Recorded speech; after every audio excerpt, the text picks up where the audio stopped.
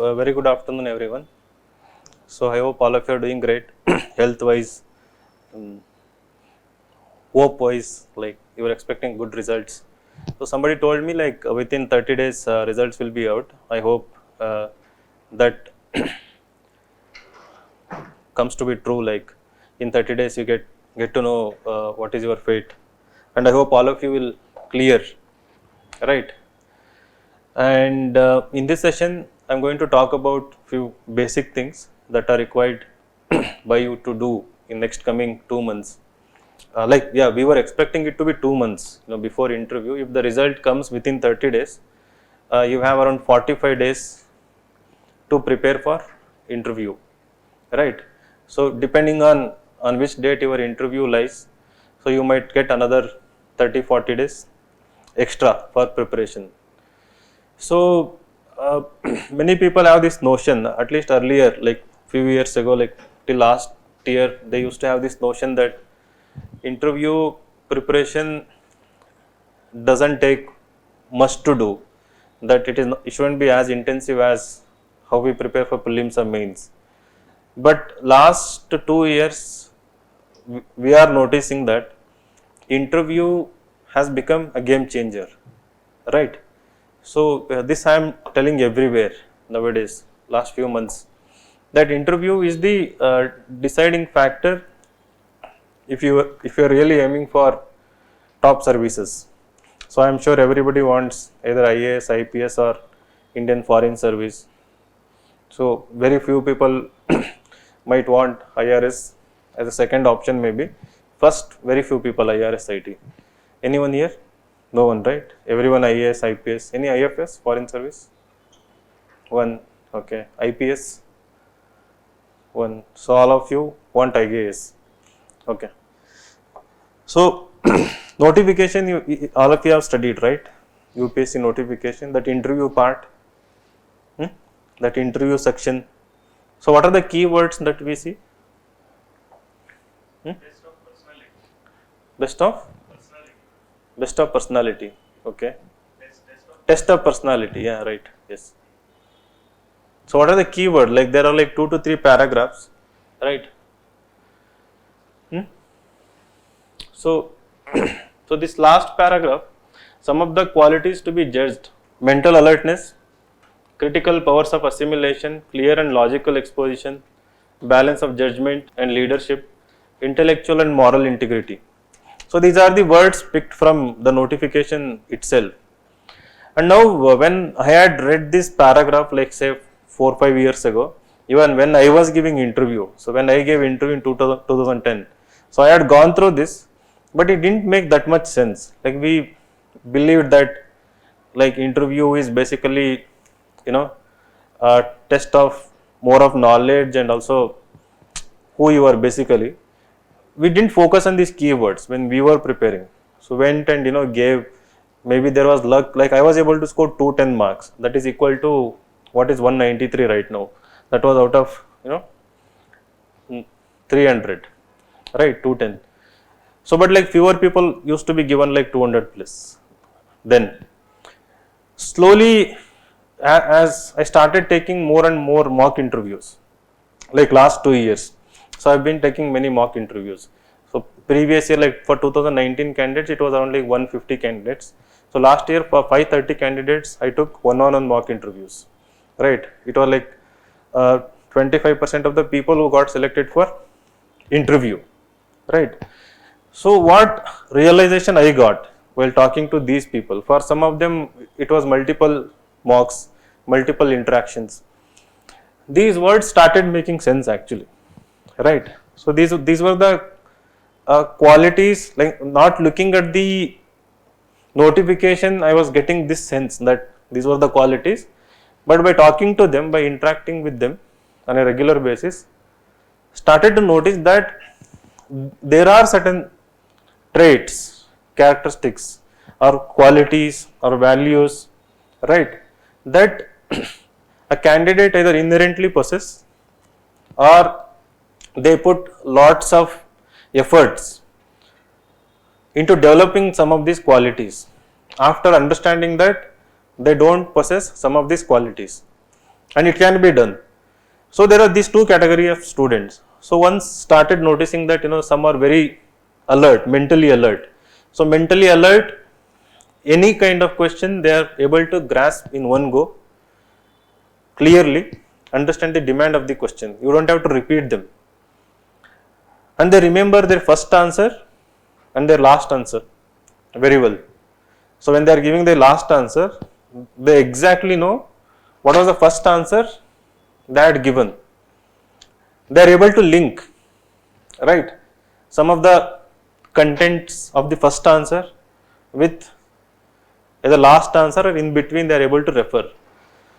And also mental alertness is evident the way they show consistency in terms of maintaining their either integrity or the knowledge level from beginning to end, or maintaining consistency in terms of the expectations they have created in the beginning, right? Consistency in terms of the ideas, the thoughts that they have expressed in the beginning. So there won't be any contradiction. They are aware that this was the line of thought I have given in some of the other answer. So in another related answer, I shouldn't be contradicting myself. And then there is consistency between the expectation they have created in their DAF and the words they are speaking, right? The thoughts that they are expressing. So you have created so much expectation in DAF by filling so many things that you are a person of very good extracurricular achievements, all these scholarships, interests, hobbies, good hobbies, and I've been reading so much, writing so much, pursuing sports so much. So in your answers and also in your mannerism, right? So instead of using the word answer, we should be using the responses here correctly, right? Every word you utter is basically a response to their questions. And that mental alertness also is evident the way you can convert these questions into curiosities, like you're getting the point. The member is asking a question, but suddenly starts getting interested in you, right? He becomes curious to know more about what you are telling, curious to know more about you also, right? So in a positive way. So that is also part of mental alertness, because the way you answer, right, the way you structure your answer will make that person either more curious in you or more skeptical about what you are saying, right? So if they become skeptical, like if there is inconsistency or something, then they start countering you, right? They start with in a very subtle manner, right? Outrightly they won't counter, in a polite manner. So if it is evident that you are not so honest, and then that countering will be more prominent, like it will be outrightly. Like last year it happened with one medical student, I think, right? He was given 120. So something related to what he was doing during COVID season, right? So he is not able to defend. I think he came up with some vague answer that the chairman didn't like, right? So that mental alertness, when I am taking mock, right, anybody for that matter, so that I think number one criteria. In simple words, mental alertness is presence of mind, right? That presence of mind you have to cultivate. So these things I will all discuss in detail. So other things like critical powers of assimilation. So there are instances where in the interview they try to appear like fools, the members. Candidates think that they are really fools, right? For example, they will frame question in such a manner that it looks like a commentary. Like for 1 minute they will tell something very incoherent, right? So they'll like comment on something, and then in the end they plant some question, but the candidate will assume that this person doesn't know how to ask question. I mean, some people do that mistake. So how do they do that mistake? Unknowingly the face reveals, you might, like, how do you do that? When you don't understand what someone is telling you, right, and you think you are very intelligent, right, so your response will be like some eye movement, or twitching, or what you call in English, like something will happen, so that other four people are actually watching, right. So this is intentionally done, right. So in SSB interview there is this strategy of asking 5 to 10 straight questions, right, but in UPSC interview they don't do that, sometimes like 3-4 questions, but that is done to actually test whether you have this critical power of assimilation, right. Are you able to understand this abstract nature of the question, right, contextualize it, get the context of the question, and then come up with, right, relevant response. So that if you have that power of assimilation, it starts with, I think, English comprehension thing, the CSAT thing, right. So here you have to listen, and in 30-40 seconds you have to come up with a really great response. And I believe all these can be cultivated if you put yourself into that mode of preparation which is intense and oriented towards developing these things. So what most people do is they spend time on reading newspaper, reading novels, books, but without, again, the mistake they do during prelims and mains preparation.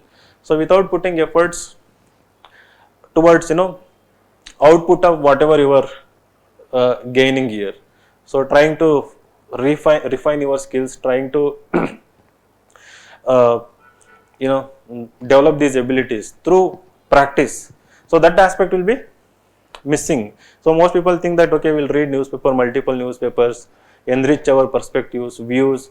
That is good. So as long as it is there in your mind, it is always in a diffused format, right. You have to give it a structure. Every possible question that can arise from every single keyword that you have mentioned in your DAF, right.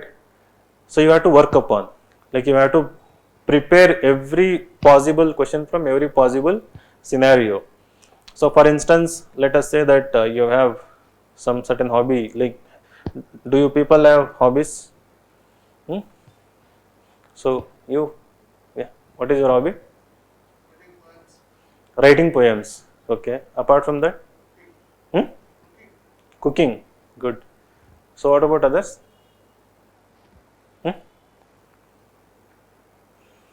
So now one cooking is gone. Now we will be hesitant to say cooking. So I will ask, like, cricket how many? Badminton, tennis, football, watching TV series, watching movies, watching Kannada, Telugu, Hindi, Tamil, Malayalam movies, right?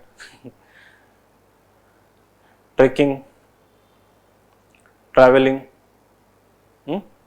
gardening, right? I mean, these are some of the most frequently used hobbies. So out of 10 dApps, in 5 dApps, we will see the most frequently used are like cricket, traveling, cooking, and watching movies, or listening to songs, something related to music, and another one like reading books, right. Some people write reading non-fiction or reading fiction, but nowadays people are inventing new kinds, like the another one, last 2 years, most important than these most important things is meditation, right. Meditation, there are so many types, like transcendental meditation is there, right. Then vipassana meditation is there, right. Yogic meditation, Patanjali meditation, and no, Patanjali is not there, I think. This Ashtanga, something like, so many types of meditations are there, right. And travel also, like solo travel, frugal travel, economy travel, and like spiritual travel, aesthetic travel, The travel is there, like they are putting some word, like they visit like Coorg and what is that? Rahul Gandhi constituency, what is that? Wayanad. So Wayanad and such places, and then they mention like right. So so nothing wrong in them basically. So what happens is that now let us assume that you have put like cooking, right? So I was telling you, you frame every possible question from the word cooking, right? Now we will prepare anyway, like starting with what you cook, how did you learn cooking, why you cook, like while cooking, what interests you more, like eating after cooking or like cooking process itself, and from cooking what can you know learn and implement as a civil servant, right? These kind of questions. And then if you mention a dish, let's say you cook something like South Indian cuisine, some special, so that ingredients and everything, so that can take into some agriculture related and all the interconnections. But in real interview scenario, the people are least interested when you mention things like cooking, cricket, traveling. The reason is that so there are like nearly 2000 people who come for UPSC interview alone, civil services, and then there are like thousands of people who come for other exams. They have similar DAF, CAPF, CDS exam, Indian Economic Service, Engineering Services, right? So these people are not like we imagine that they do only UPSC civil service interview. That is how IAS aspirants mind things, right? Unless you are given other exams, okay. So, but throughout the year they are doing it. So, throughout the year most of the people are repeating the same thing, right? So, basically the human mind is looking for someone with something new, right? So, you can put this, apart from this, do you have like something new? Like again, new means like not like exotic, completely out of the world stuff, something that doesn't indicate that you have forcefully filled few things, or there is nothing much extra about your personality. So it can be, so that is where the word interests come into picture, right? In the hobbies and interests they have put. So what you can do, like everybody has certain interests, right? So you may be pursuing very consciously, right? So you may be pursuing them unknowingly also, right? So interests can be anything. For example, you may be very fond of, whenever you read news, you may be very fond of reading more of news related to, let's say, cryptocurrency, right? Somehow you have got interested too much into this, or maybe like stock market related stuff, budget related stuff, space related stuff, something like artificial intelligence related, right? For some reasons you may be too much interested with the startups, right? So how they are acquired, how they are sold, how they, so something related to the startup things. And you may be interested in archaeology, right? Like what new things they are excavating throughout the world. And you may be too much interested with climate change or something very specific within climate change, right? So find out such kind of interests, right? Just maximum 2. So don't be dishonest here, like you have to be very honest and find out what actually really interests you. Compulsorily ensure that you put 2 such things apart from what actually the hobbies, the cooking, like whatever hobbies you are, like writing poems, writing short stories. So it can be anything. So maximum 4, minimum like 3 distinct hobbies must be there, which make your DAF bit diverse, right? So that 3-4 members can probe you on one thing. Let us say you mention something and let them be very like contrasting in nature. So you write something related to art and culture, like appreciation of paintings or something, right? Appreciation of modern paintings, or visiting art galleries, something like that. And then another could be something related to technology, right?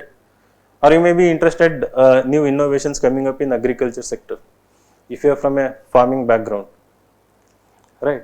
Instead of just mentioning farming, okay, so many people do that mistake because they come from agri background. They mention, so last time we had like coconut farming, grape farming, and coffee plantation farming. They just mentioned what they were into, but again, so that members are not asking many questions from there, right? Basically, the preparation starts from how you fill your DAF, especially DAF 2. So if the DAF 2 is good, and that is the first interface before you enter, what they have is your DAF. It happens with me also, like before, like if I know you already, it is fine. If a stranger comes for a mock for the first time, so what I have in front of me is your DAF, right? So I look at your name, like date of birth, what is your age, which place you come from, so your parents' professions, and the state you come from, education background, right? Whether you are graduate, postgraduate, and any work experience if you have, how many years you worked. So is there any uniqueness about the company you worked, right? And then about your previous attempts, like if you have done how many attempts, scholarships, state level, national level, okay, NSS, NCC, scouts, and then leadership positions, right? And then hobbies, interest. So this is where finally our concentration will be, because the states, places, we will not know so much to ask. For example, say you are from Madanapalli from Andhra Pradesh, like near Chittoor district. So if I know about the place, I can ask like 2-3 questions, right? So if I am not aware of the place and details, so I won't be asking. So it happens that students from Karnataka keep getting standard questions on like Kaveri issue, pollution, like traffic issue in Bangalore, questions on Vishweshwaraya, sometimes on Basvana, if you are like writing poems or like literature related hobbies are there. So they are like cliched kind of questions. Every state will have these like 3-4 areas. So if there is a member from Karnataka in the board, then the questions will be diverse and they will be very specific to the place. They will know something more than other members, right? So because that possibility is there, you have to prepare on them. But ultimately what draws the attention towards is your hobbies and interests. So that gives so much leads to start probing you. So one question will lead to another follow-up question, and that will lead to further discussion. So you have to ensure that in the course of the interview, the questions are not too specific, not factual, right? If the interview becomes analytical, so it turns out to be engaging in terms of by asking you open-ended questions and you giving them thoughtful answers. So that means your interview is going in the right direction, right? If the interview is like compartments, so one member has asked some questions related to one particular area like Indian economy, and another one is asking technology, but they are all like more like factual questions, right? So most of the times you will not score above 170 marks. So you will feel satisfied that you have answered all the questions, that all the factual questions you have correctly answered. But this interview is not about the factual questions. So in the end, like you will feel like despite giving good answers, correct answers, why you scored low marks? Simply that day your answers were not inspiring, right? They were not. You were not opening up. You were not revealing yourself, right? Your thoughts, your ideas, any out of the box solutions if you have. So you are basically not revealing them. So that is the problem. So to ensure that doesn't happen, so you have to prepare in such a way that for every keyword you have to prepare questions at 3 levels. So one, the factual questions, right? Let us say that like randomly, like which place you come from? Hmm. Hmm? Latur, Maharashtra. Latur, Maharashtra. Okay. So there is the standard question on earthquake. So Latur, like factual questions, right? Then again, see factual questions simply like where is it, right? What is it famous for? What are the important landmarks? Is there any museum? Is there any most important landmark? If foreigners want to visit Latur, and if you would like to take them to one place, which place is that? And then I can ask why also. So that is in next level. So let us stick to the factual questions, right? So why the name Latur, right? Again, why is different? Like, it also has factual question. And so what about recent earthquakes, right? Uh, Maybe data related to that. And then the one is factual questions, and factual questions can be linked with your other areas of DAF. Let us say you are a geography student, right? So like then I can link Latur with some geography related things. Then if you are an anthropology student, or if you are a sociology student, then I can link it with them also. Like sociology, like how we can link it. So we can talk about women's safety, we can talk about in general religious harmony, something related to social stuff. And then the next questions are like why and how kind of questions. So trying to understand the reasoning. So they want to understand how much you know about your places, how much you can think, how much you thought about the different aspects of the particular like place or hobby or whatever it is, right? And then like for example why, like if there is pollution, why there is so much pollution, why earthquakes, right? The third one is case study kind of questions. So if you are the municipal commissioner of Latur, right, how will you solve the problem of waste management, right? So they will put you in a position if you are the SP of the district. So your answer shouldn't be generic here. So Latur specific one or two things should be there. In your answer you should say that there is this location infamous for something, right? You got it. So the same question can be asked in the case of Bangalore also, Srinagar, any other Guwahati, any other place.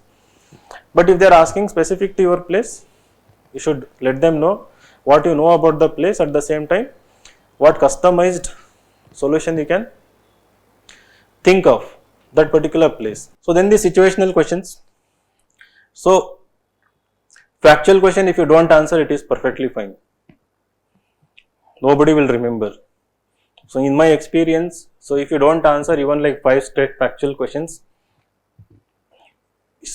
we least bother about it.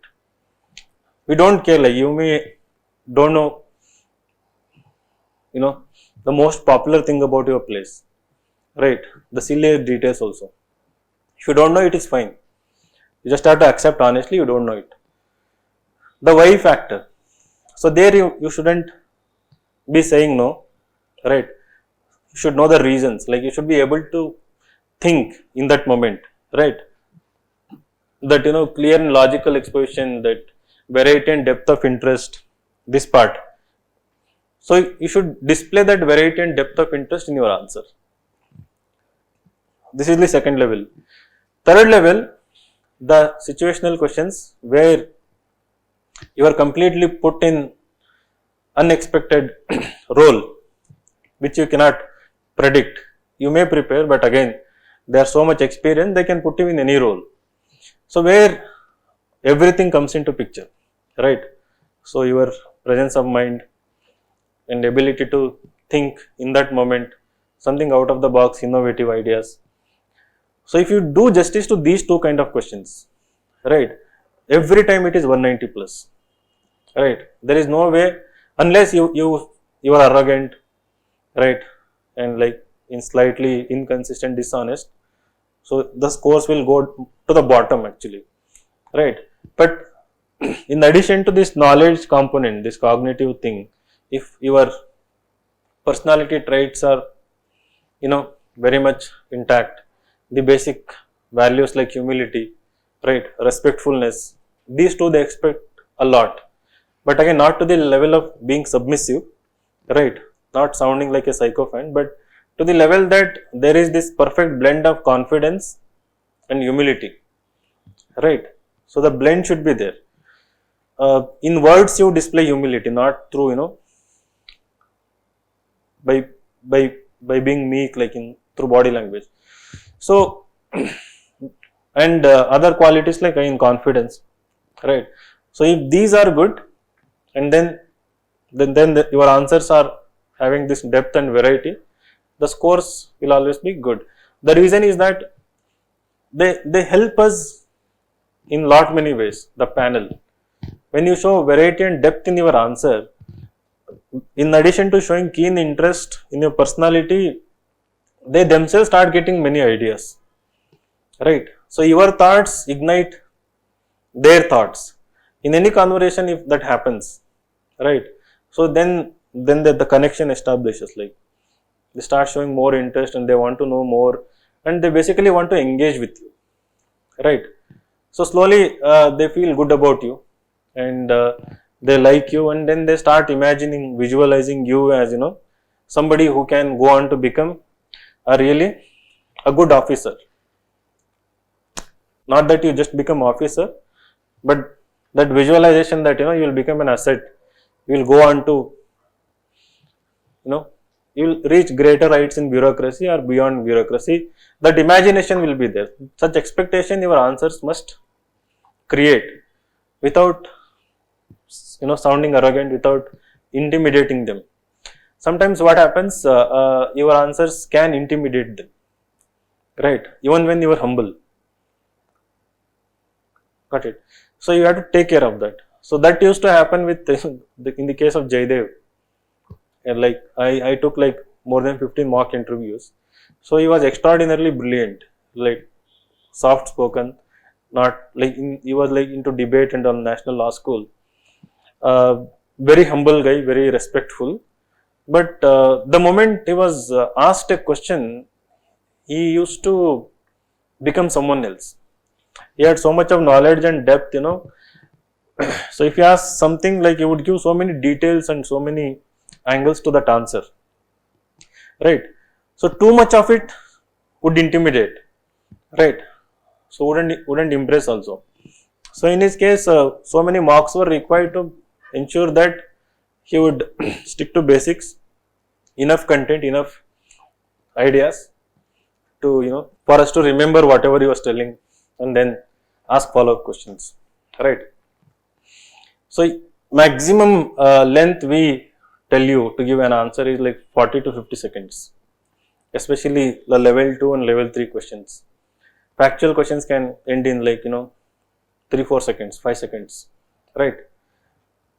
But these two, the 40-second is the length of attention that I have actually come to realize. So beyond that, even if your answer is good, like we won't listen with much attention unless there is a component of a real experience in your answer, right? Something that out of the box idea is there in your answer. So if that is not there, if it is just about kind of you like contemplating, if you sound like that, discovering your answer as you go, so that won't sound good, right?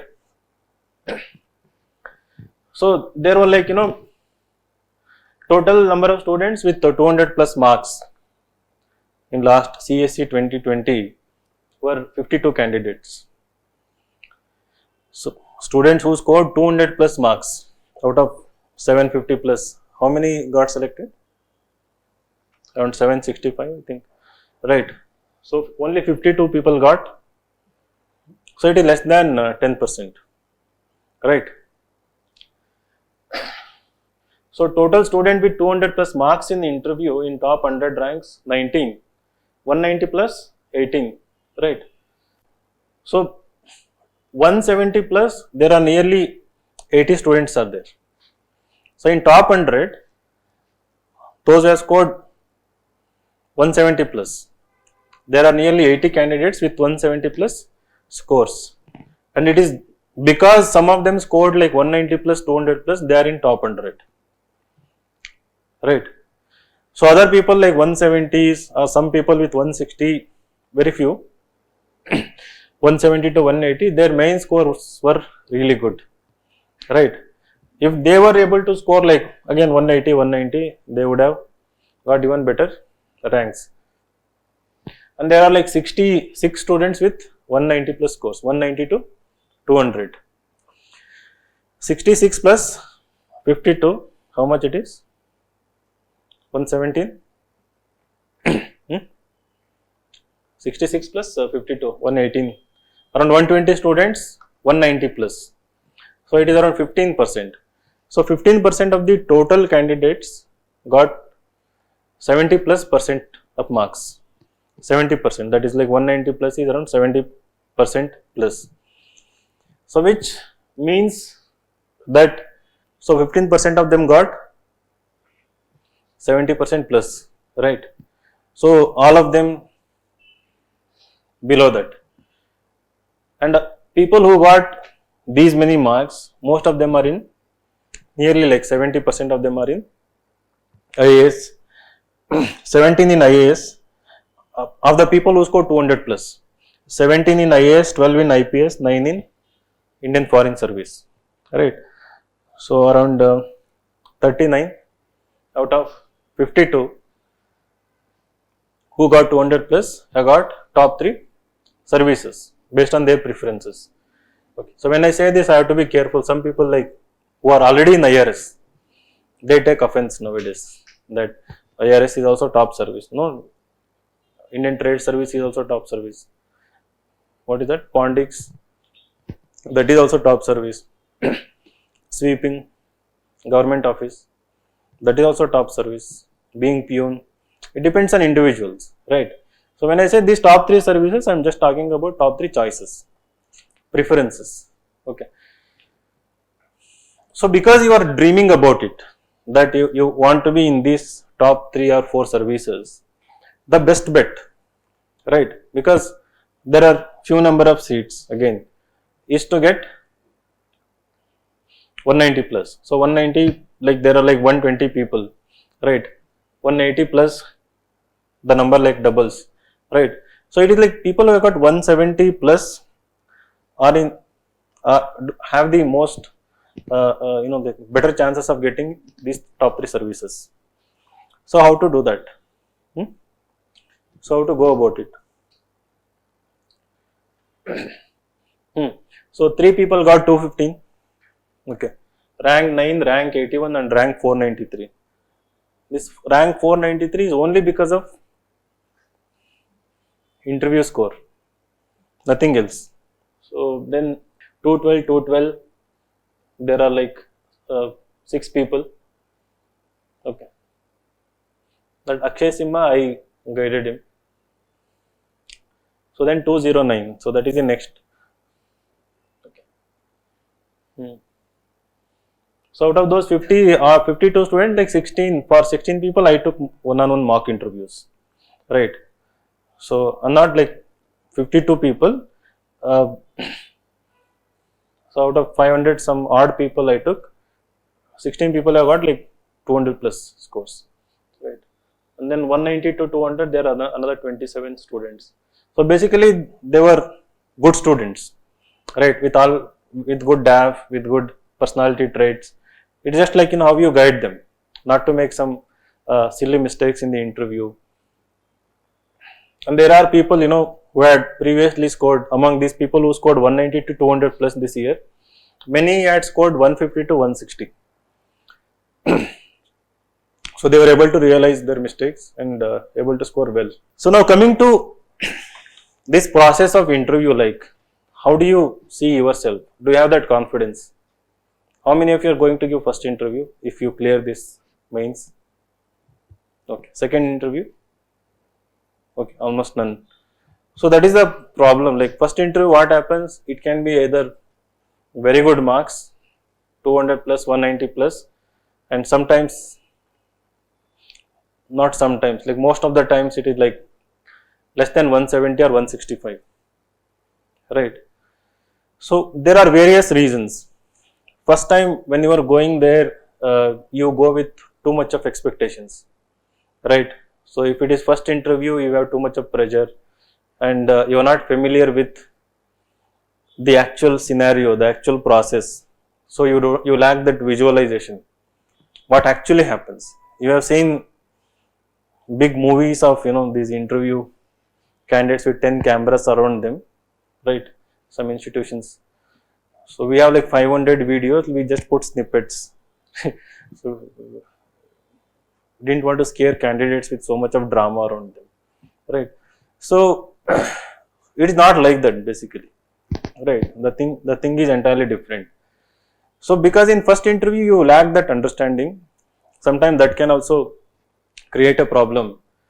So and then first time when you are going, you want to be very well prepared. So you end up doing this mistake of giving mock interviews everywhere in the very beginning itself, right? So without understanding where you stand, without understanding what are your strengths, weaknesses, without understanding what are your prospects, how you can improve them. So you start experimenting outrightly. Like you go to one institution, you give a mock interview in front of a panel, they have their own opinion. Another institution, they have some completely contradictory opinion, right? So it starts confusing, and also it becomes a burden on you, right? It sometimes affects your morale, it affects your confidence also. So if you happen to talk to any people who have given interview last time, you ask them about mock interviews, what they will tell you? They will tell, this time I will give only few marks, right? People who are selected for second interview, third interview, they will tell you that I'll go to only one or two places and I'll give you only few marks. So that realization you have to do it in the first interview itself, right? So otherwise what happens, everybody try to impose, especially when you have like senior bureaucrats in the panel. So they have their own views, egos, right, perceptions, mainly born out of their own, sometimes narrow, sometimes there are good people also, but when they are in a group, they try to come up with their own interpretations. Some people do psychoanalysis, right? So you have to avoid them. So first you do your own preparation, the basic preparation about the DAF. As I said, list down every word, and so first you have to list down keywords and decide what to put in DAF to. So that is the most important thing. So you cannot afford to mess up. Number one, don't make it bulky, right? You may be having like too many hobbies. So other day one student brought like 12 hobbies and interest, and which he has actually pursuing since childhood. So for them we have to shortlist, remove things and put only few things. But majority of the cases you don't have hobbies and interests, like yours are like limited to, that's what, watching like web series, Netflix. I mean last 2 years people are putting this also, web series, and what else you call web series and TV series, series basically, right? And within that, like they post like if somebody is putting IPS as first, they put like crime, thriller, investigative, right? Something related to that, just to ensure that they are really into police thing, right? So so don't try to do that intelligent thing. So in your DAF, I mean these people are so clever. I keep telling, like with me, without not so much experience, if I can, not so experience can catch people. So number one, never be dishonest. That is like absolutely no, right? It can be in terms of work experience, it can be in terms of job thing, right? Or it can be in hobbies, interest, achievements. So you don't have to impress anyone here, right? So if there is really a big gap in something, in related to job, so you can be honest without being dishonest here.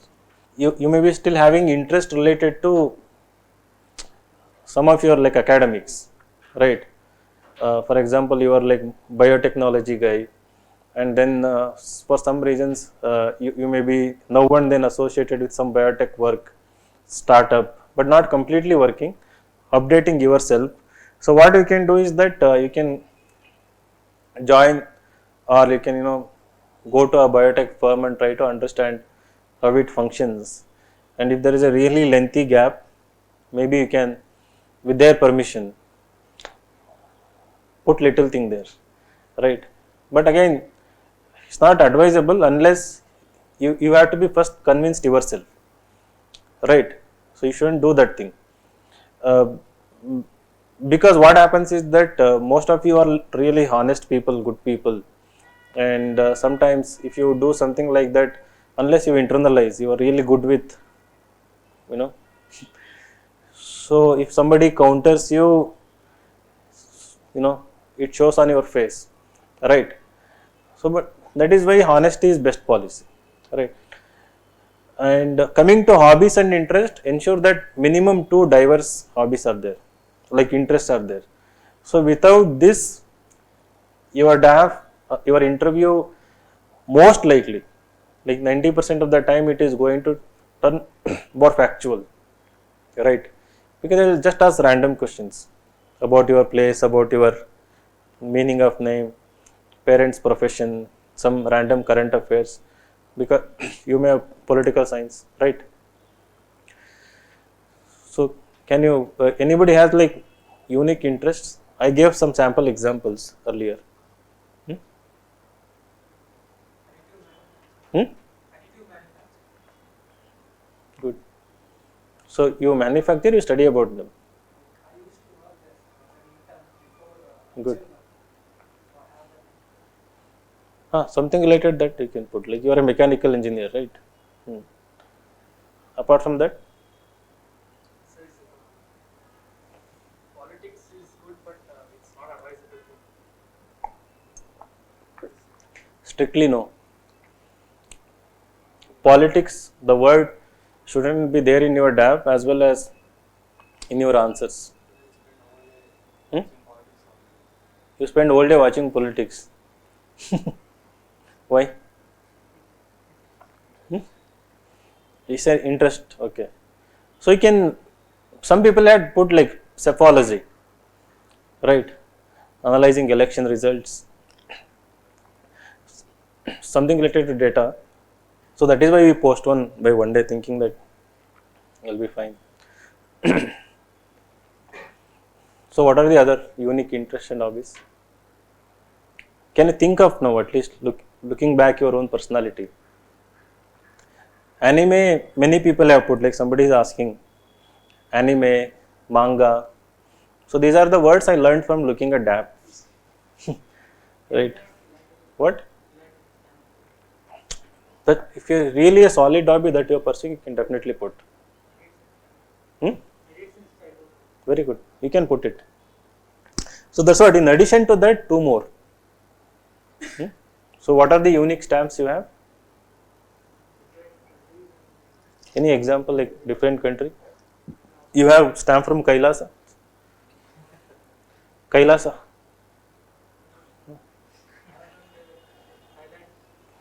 You don't know the Kailasa country? Nityananda's. No. Yes. Unique countries, yes. Mostly India and Thailand. Huh? Some other like Southeast Asian countries. Okay. Now, if there was diversity, it would have been better compared, like with other country. But I think still you can go with it. Like people put numismatics also, right? But again, there should be like real good diversity there. So just to ask, like for example, some people put commemorative stamps within philately, only commemorative stamps. And if you happen to mention some interesting personalities in interesting events, that will definitely lead to good discussion, right? So anyone else other than this, there must be there. You cannot leave it blank, right? Hmm?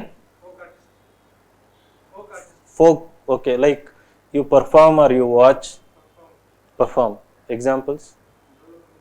Mhm. Good. You should mention it. Good.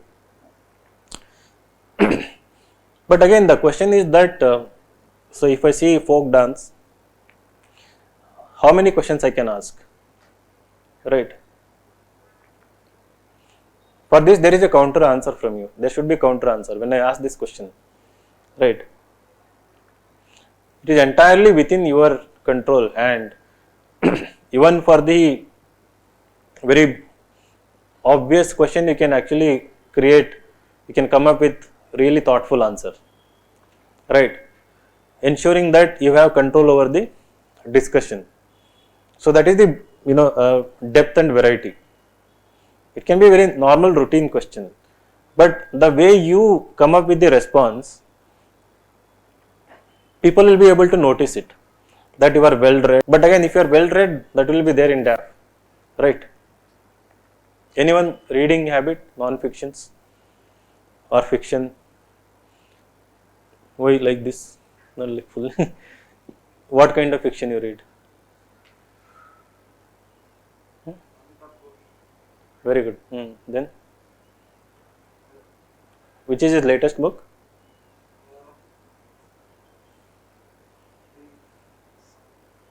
Gun Island. Hmm? The Gun Island. The? Gun Island. Okay. Did you read that, or Yes. what is it about? It's connected to his earlier book. Sea of Poppies. It was something Hungry Nights. Okay. It's based in Sundarbans. It's related to that. In this book, he has highlighted the climate change aspect of. Okay. He's connected that story with climate change. Good. Apart from Amitav Ghosh, which other books? Which other authors? Authors, Ravindranath Tagore, Hmm. then Arundhati Roy. Hmm. I have read Dr. B.R. Ambedkar's writings. Hmm. Mother saying historical. Very good. You should mention that. Mention reading works of 3 authors. Okay. And then you can put ETC maybe, right? Others. Non-fiction books. You said you read non-fiction. So like mostly related to history is what I've read up. Very what Historical fiction. historical fiction. So all these William Dalrymple books. No, mostly Indian history related. Okay. Romila Thapar books. I just started towards so I read both this fiction and non-fiction. When it comes to fiction, I mostly like Dan Brown. Okay. No. No, It should be like Amitav Ghosh, Salman Rushdie kind of stuff. But if you mention Arundhati Roy, you will be in trouble little bit. Yeah. So you can mention, but you need to be able to objectively defend your answers, right? Without sounding like Arundhati Roy. Political works, there are good books. A lot of little things is very nice. Can say that. Good. I've read Gora. Yes. Joker. Okay. What about others? You must be having good hobbies. You write well. Writing is not your hobby. Anyone writing as hobby? Blogging. So you blog about? Productivity. Example? How to develop good habits. Okay. Like self-help book kind of. Okay. Are you popular? Is your blog popular? How many visitors it gets every day? No, these were the questions asked in interview actually. About 1,000 followers on Twitter. Hmm. 100 views on the blog. 100 views. Good. No, that's a good beginning. If you write regularly, you can open your own insights on India kind of. So when I started, it used to be like this: 30 views, 40 views, 100 views. In 11, 2010, 11. Okay. Now it is like lakh plus and all. So animated movies, watching animated movies is good. Watching foreign language movies, that is excellent, right? Foreign language movies. So there will be some people in panel who watch, appreciate, these artistic movies. What do you call such kind of movies? Offbeat movies, art movies. Yeah. So there are many movies like from Japan to US. Like you have so many, and there are famous directors. They will ask name of them. Japanese director or Korean, nowadays Korean. Parasite. Did you watch? Hmm? So who is the director?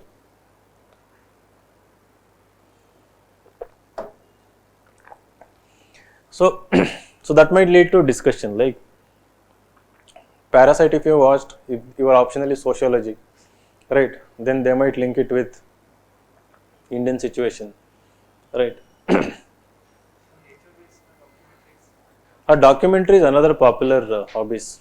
It's popular. Popular, but documentary. There are so many genres. War documentary, as I said, nature documentary, and then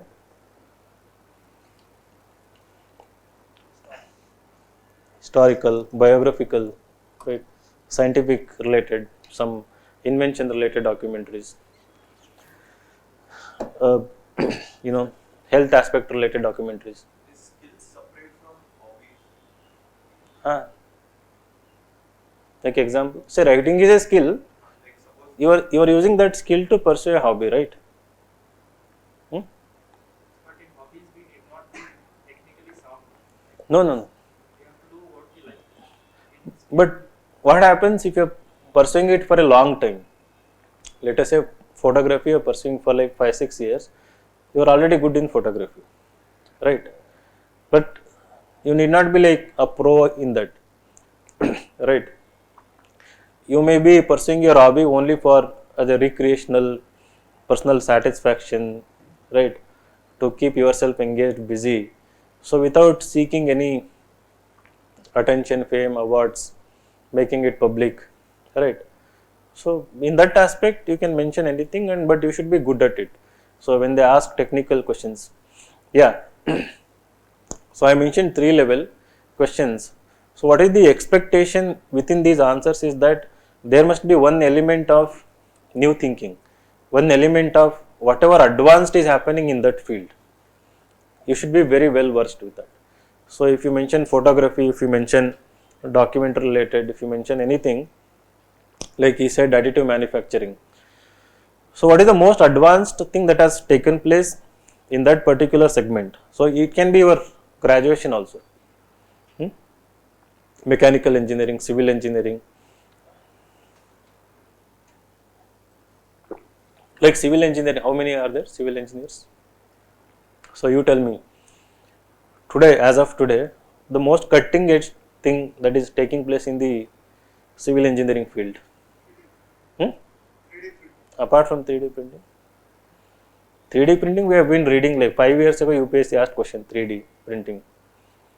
Like they have stopped asking questions related 3D printing and additive, they have some relationship, right? Additive manufacturing. Mechanical guy will tell the same answer. Prefabrication. Okay. Apart from that, something that may be there in idea stage also, right? Someone may be investing too much into something futuristic also, right? So when somebody said civil engineering, they had put something like this. I had asked a weird question in my mock interview. So if you want to build a house on Mars, so you are a civil engineer, right? So you have to build a home like house, something like housing colony. Elon Musk wants to do that, right? So if you want to build it on Mars, so what are the factors that you take into consideration? What kind of material you use? So what will be your answer? So that is the advanced thing that is happening, right? So someone somewhere is thinking, maybe in Tesla, someone may be thinking SpaceX, right? If at all they want to put a colony there, they may be thinking what kind of material will they use, the same concrete material or something else, I don't know, right? So that is where you need to work upon, right? Every field it applies, like it can be civil, mechanical, electrical. So there are 2 elements. One is the extremely basic questions. There are like kind of, you might have seen transcripts, right? So there was this question for electrical guy. So look at the switchboards in the room. How many switchboards are there? So you answer 2 questions. So in a year and in a day, how much electricity this room consumes? Right, all the lights and appliances. Secondly, what is the length of wires that engineers have used, like engineer whoever puts these things in this room, right? So but it was like application of mind, like basically if you have done some project, if you 4 years you are into this, right? So you have to come up with the nearest possible sensible answer here. So if somebody had done that, they would have really got good marks. So similarly, anything we see on day-to-day basis, anything we hear on day-to-day basis, the most like common sense thing, the basic things related to your field of graduation or optional also, you should be well aware of, right? And then the most cutting edge thing happening in the field. Third level within that is the application part, like the cliche question, mechanical engineer, how will you use in administration? Civil engineer, how will you use it, right? For these questions, like these are tricky questions. So most of the people have artificial answers for these questions, right? So most of them don't know the exact nature of, even I don't know exact nature of the surveys, but when they start saying that I will use this knowledge here, there, it doesn't sound honest. It sounds prepared, like dishonest answer. You exactly don't know, right? So I tell people to give honest answer to that question. Right? So some people have other form of answer, like because some have guided them to give that as an engineer I learned discipline, mechanical to be precision, right? And so such kind of answers, like this qualities related answer, that can be used in another job also, right?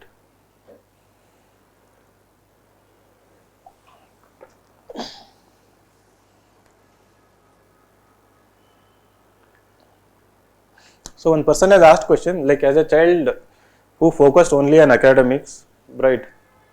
Because circumstances didn't allow someone to pursue hobbies, extracurriculars. There is no solid hobby, okay, so far. So what to write about hobby interest, as I haven't given a thought about it. So most of you are in that situation, right? Except few people. So that's what I am telling, interests. You will 100% have some interest. You might have pursued it bit longer and then stopped it. For example, like I like to read on so many things, books or articles, or here also if you are telling something, for example, if you are from Latour and if you want to speak about temples there, so I will listen with complete attention, right? And if you want to talk about any new innovative things that local government has done, I would like to listen to it. And if there is any very unique cuisine related to your place, so I would like to hear about how is it prepared, and if anything unique related to agriculture, crop or something, I like to, right? So something like this, like you will have, your attention will go more towards that, like even for you also beyond politics there may be other few things. So for that you have to, like number one, what you can do, again glance through syllabus, right? Topic 1 to last topic. See which topic in the entire UPSC syllabus is more interesting, right? Randomly, like which topic was more interesting. People after many attempts they come and tell me, so I am good in social justice, I can teach social justice, right? I am good in art and culture, I'll teach art and culture. It has nothing to do with their optional or their academic background, right? but they have that art and culture, right? More interest.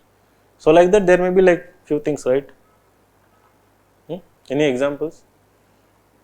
So what interests you in UPSC syllabus?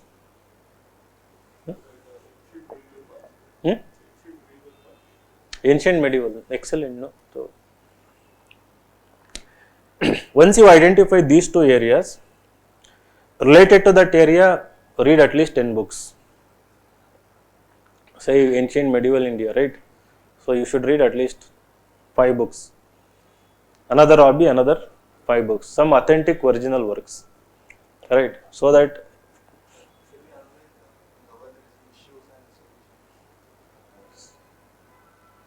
see, if you're really confident about answering such kind of questions, really you have in-depth insights to talk about them.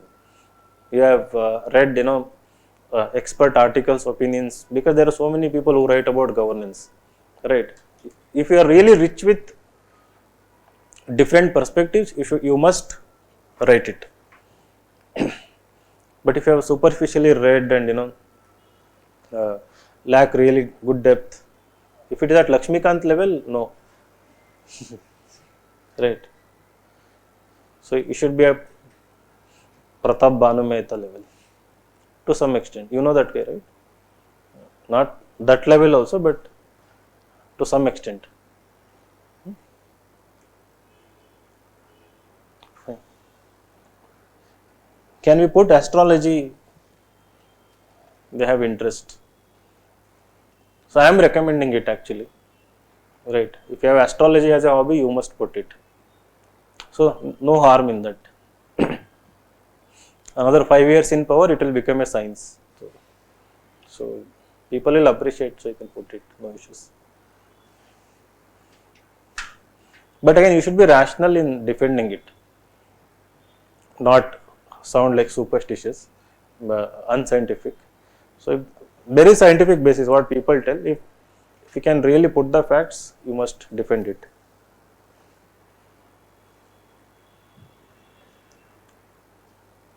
Okay. So how can we plan our preparation for interview till the mains result? So today and tomorrow finalize your interests, right? Make 4-5 lists, think about them, explore various books available, various authors, articles available, right? And your own actual liking, intrinsic liking. Finalize 2 to 3. That is the number 1 step. Second, start with these things, right? Start framing questions. So as I said, like different levels, factual, analytical, and then situational questions, and then the advanced stuff happening, application questions, right? And next is start preparing your answers for all the questions. So first you mentally prepare your answer, but never try to sound intellectual intentionally, right? So don't try to sound intellectual. You should sound enough to elicit further interest, right? So without using jargon, complicating your language, should be simple yet effective. So I think that and also prioritizing points is important. If you don't practice, what happens? The most important point comes in the end. If you haven't prepared, you always come up with very generic point, the obvious point. That is what comes into your mind, right? When somebody asks you a question, so that you have to avoid. The most important point should come in the beginning because you have very few seconds to answer, right? So that comes only through practice. Second, I used to tell people to write and practice answers. If you are writing, blogging, definitely good. But now what I usually suggest is that record your own answers, the oral answers, because irrespective of how much you know, ultimately you should be orally practiced, right? So you can record in your mobile phone, both video or audio, listen to your own answers. If it really convinces your own self that it is authentic, honest, and this is a very good answer I can think of. If you are really convinced, then you can go with that, right? Then like when we start doing mock interviews next, right? So while giving, you start giving mock interviews, and then record your own answers for your own reference, like audio. Go back and listen. So there will be difference between the answers you have recorded in your comfort zone and the answers you are giving in front of a panel or in front of me or anyone in the mock interview. The same answers you should go back and practice again. So this practice quotient is extremely important, right? So some people are very good speakers, like since childhood they have that thing, so you don't have to worry. But most Kannada people, especially in Karnataka and also to some extent Maharashtra,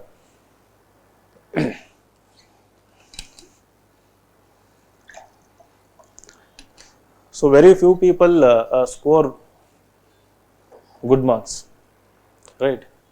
So in the, I think only Akshay Simha is there in the 200 plus, like from Karnataka, I think. Anyone else? Huh?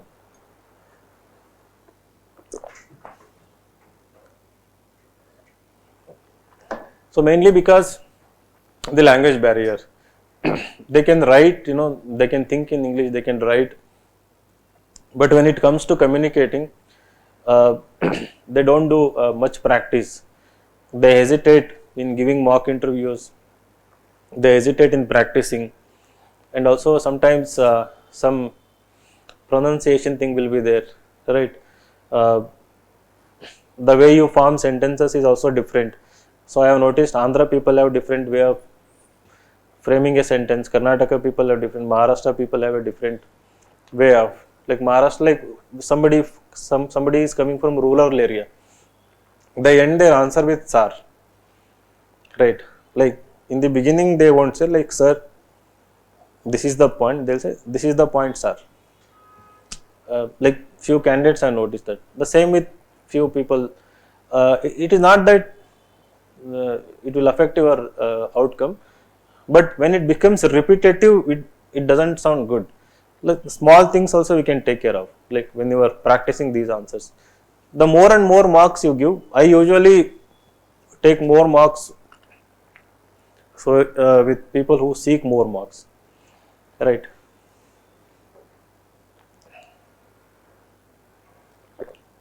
So I think I have drank more water than what you have drank today, right?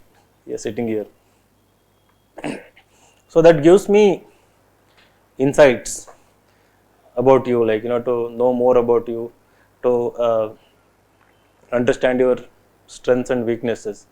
So if you become more familiar, I can be more honest with you, right? Without mincing words, I can tell you, right, this is what the mistake you are making, and you can correct it. So and I'm willing to do more marks, like one from next week onwards. So full time I'll be sitting for this. So I hope the result comes early, and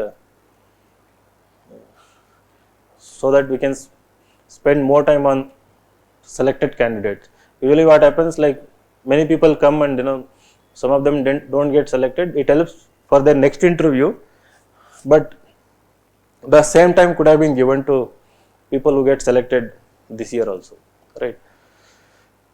So after giving like minimum like 4-5 marks with me or any other one who you chose, then start giving panel marks, right? Again maximum like 3 institutions, not more than that. Okay, so I'll tell you names of like 3 institutions.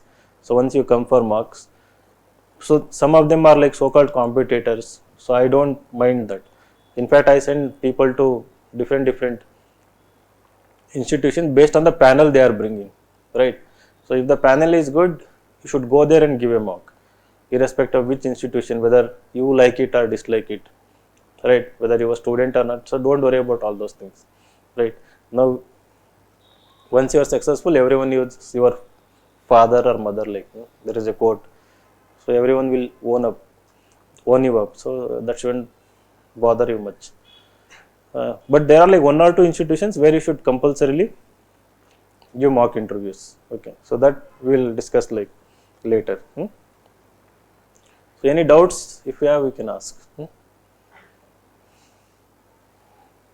No doubts?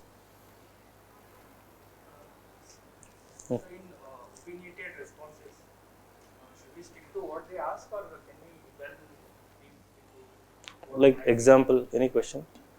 suppose so I come from Belgaum. Mm-hmm. So they will ask about border issues, Mm-hmm. and so I have to give my opinion. Should I stick to like 20-second answer, or should I well deep and give more? No, no, no. So questions like this, you need to be very discreet, right? So if the question is like, say, so you are from Belgaum, right? So if the question is just like factual, right? So what is the border issue between Maharashtra and Karnataka with respect to Belgaum? So you give like 3 points, most important points, right? The nature of the. If they ask my opinion on the issue, If they ask your opinion, then you should be discreet. Like, so what will you tell? I have to be neutral. So you shouldn't. You need to be compulsorily neutral. You shouldn't sound like regionalist, like or chauvinist, right? Like you should sound more Indian in your answer. So how will you frame your answer? I will talk about Mahajan report. And What will you say? Mahajan report has given its verdict, but it is not being accepted by both states. Karnataka is more acceptable, but Maharashtra, since it's more in favor of Karnataka, Maharashtra is not ready to accept the report. What Latur? Is he right? You don't know. So, You're saying Karnataka is more receptive, Maharashtra is not. but because more villages will be, Now, what if there is somebody from Maharashtra in the panel? that's what my question to you is, whether I should be No, that's what. Don't go in too much into depth. So you should say that I don't know exact like too many details, but the answer should be such that it shouldn't lead to further questions, right? They should realize that you are a person who weighs your words, right? Who doesn't want to get into controversy, right? Who is very objective, who is not opinionated, right? So it can be just like simple answer. So the issue is more related to socio-economic reasons or resources. So where both the governments are sound constructive, right, receptive, but now and then fringe elements are like small. Not don't use fringe for the word. Small incidents taking place. However, they are taken care by respective governments. Largely, there is harmony between two states. I hope the issue will be resolved something like this. So this you put it even more briefly this answer, but without revealing any facts like opinions, but sound constructive basically. This one is important, like sounding constructive. This point, like in the entire course of the interview, irrespective of the nature of the question, sound constructive, positive. Right? There may be a question like, don't you see like in India the violence against women is increasing, right? Communal incidents are increasing. So in private, you may be very sensitive person towards issues like this. Might be, you know, having too liberal views like activist kind of stances also. But in the interview, you have to be more objective, right? So you cannot get carried away with the nature of the question. They frame the negative question, the tone of the question will be negative. Accept it that it looks like that, or it is in the recent date. Recent days there is so much coverage on these issues. Then, however, part should be there where you give the data and say that it is not so as it's not as bad as it is depicted in the media or social media or elsewhere, or by foreign NGOs, foreign institutions, where they try to put India in negative light, right? So ultimately, you are going to be part of the government, so you have to defend it without sounding like sycophant or like something like that, right? Biased. So sound constructive. Most of the answer, if you end on a constructive note, especially these open-ended questions, opinion-based questions, they'll really like you.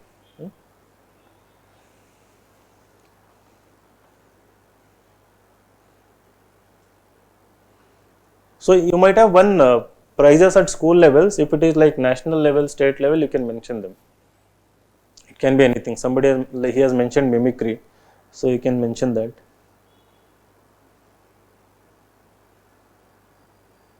So should we focus more on depth or more diversity in your answers when you are preparing? So I think both are required, mainly because you have to elicit more interest. At the same time, so it both depth and diversity will elicit more interest. Depth in terms of their perception about you, right?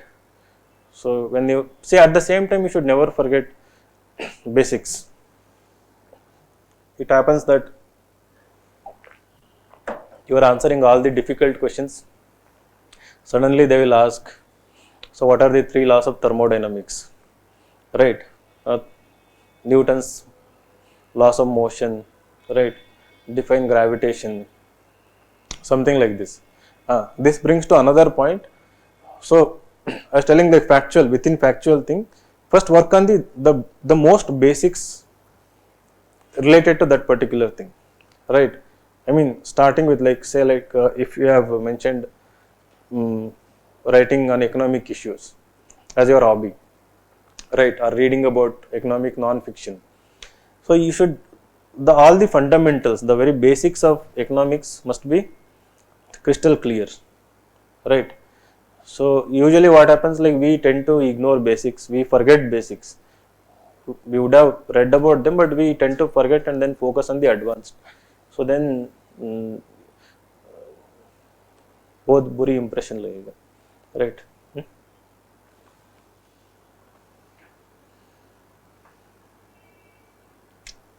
So I think these are the things. There are many questions.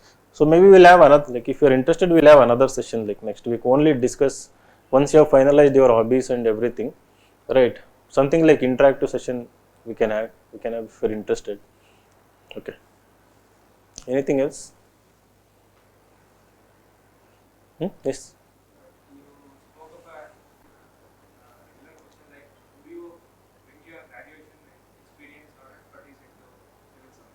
You also said that our view of or our experience of civil service is very limited, and your answers sound to be like manufactured. How to address such kind of questions? Okay. So his question is that's what, like if somebody asks how will you bring your graduation knowledge into administration, the answer shouldn't sound artificial. So the thing is, I was recommending being honest. Like let's say that you have done uh, which computer science, medical science. Okay. So, so how will you bring the knowledge of medical science? How will you use the knowledge of medical science in administration? Right. So for you, I think it is slightly easy. You know that an administrator has to deal with, like in situations like COVID. So one thing you can relate to that. So other thing what people do is that I heard this answer that because you have to go to the depth of the problem to diagnose, to come up with treatment, to recommend medicine, right? So some people say that I can bring that thinking expertise, systematic approach in analyzing a social issue or any economic issue as an administrator. People mention that there is nothing wrong, but you can mention it, but it should sound authentic. The same quality should be displayed in other answers, right? So if there is another question related to another issue, if you have mentioned this answer in this question, so in that answer, that clinical approach, right, in answering should be evident. If that is not there, and then you say you will bring this, that is what I meant inconsistency, right? So you can go with such kind of answer basically. Otherwise, you shouldn't relate it with I'll prepare health policy better, something like this.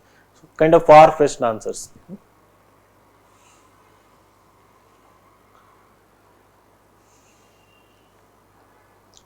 So somebody is asking sample DAF2, I didn't bring today, right? So there are 4 areas, right, in DAF2. The most important areas, one is your achievements, school, college, university level, right? So achievements and scholarship it is mentioned. Second one is sports, NCC, scouts, if that is there. Third one, leadership roles, right? It can be, they have mentioned school, college, university or leadership. Achievements, it is state, national level, okay. The fourth one is hobbies, interests, any extracurricular activities. Okay. So these 4 are the important areas. So job experience they have asked in DAF1 or DAF2? DAF2, right? DAF1 they have asked job experience. Okay. Education also they have asked DAF1. So I think these are the important areas. Optional and all they have asked in DAF1. So I actually was telling how to prepare, like, so till result. This is one level. Then start framing question and answer, practicing, start giving mock interviews. But don't worry about prelim preparation, don't worry about next mains preparation. So if you are really hopeful of getting interview call, give everything for interview call, I mean into preparation. So after getting to know the result, you will have more josh, at the same time bit anxiety, I mean things get confused. Now with whatever free mind you have, free time you have, so try to read as much as possible, diversify your views, perspectives. So I mean in normal session I would have like forcefully argued. So this is the most important phase of this examination for you, right? You can with 1 or 2 marks just above the cutoff marks, you can get a rank here. You know that, right? 200 plus 2 marks above the cutoff will give you a rank, irrespective of, like, I am sure like you saw that guy like 70 something. So I think OBC cutoff, how much was the OBC cutoff? Any idea last year?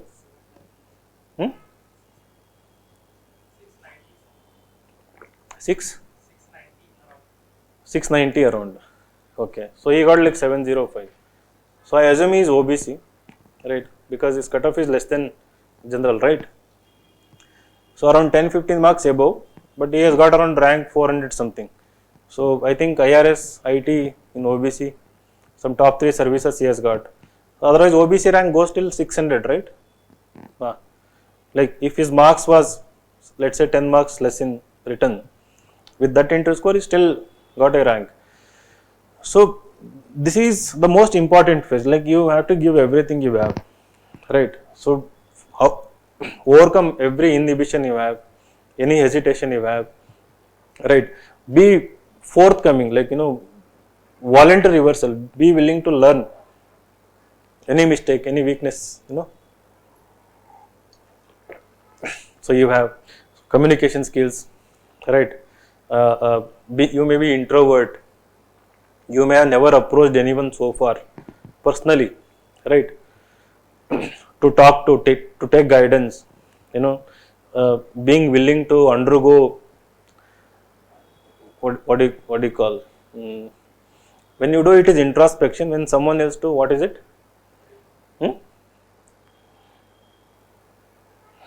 When you do yourself, think about yourself, you say introspection, right? But when you put yourself in front of others and probe them, probing basically, external probe, right? Be willing to be probed by someone who is experienced, right?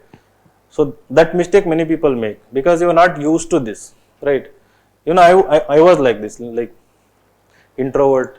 I wouldn't go and sit in in front of one person, and also some people believe they are more intelligent. It happens. So I'm already intelligent. I've read so much. I write so much. I know so much. Like, right? I can just go and talk. So you may be super intelligent. You may have inferiority complex that you're not that intelligent, right? So whatever it is always better to come and speak, right? So the kind of experience I have got, like So not to boast, if I speak to you 10 minutes, like I can actually tell you, and 90% of the time my predictions have come true in the interview, right?